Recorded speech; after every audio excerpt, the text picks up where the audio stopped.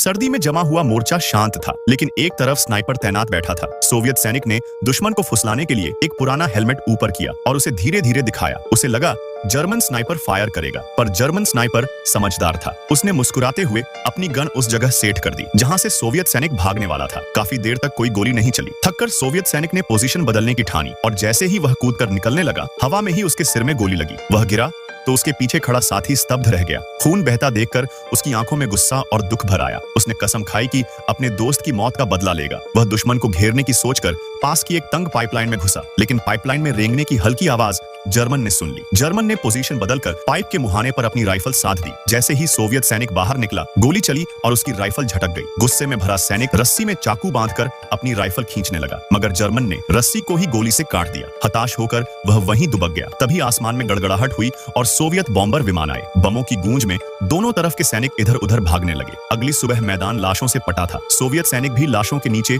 छुपकर मरने का नाटक कर रहा था। जर्मन दस्ते आए, उनके पास M4 गन थी। उन्होंने चलते चलते गोलियां बरसाई ताकि कोई जिंदा न बचे। किस्मत से वह सैनिक बच गया। जर्मन सेना आगे बढ़ गई तो उसने धीरे से एक राइफल उठाई और एक अधिकारी पर निशाना साधा। तभी पीछे से आवाज आई। एक और सैनिक था जो लाशों में छुपा हुआ था। वह असल में स्नाइपर था। चश्मा पहने हुए शांत और धैर्यवान स्नाइपर ने कहा, मुझे दो। उसने राइफल ली और आखिरी 5 गोलियां लोड की। पहली गोली एक जर्मन के सिर में, दूसरी एक और को चुपचाप गिरा दिया। तीसरी, जब एक गार्ड ने शक से ग्रेनेड निकाला तो उसे भी सिर में मारा। चौथी गोली बिना रुके एक और सैनिक को मार दी। आखिरी जर्मन सैनिक भागने लगा, लेकिन स्नाइपर खड़ा हुआ सांस ली और 5वीं गोली से उसकी भी जान ले ली।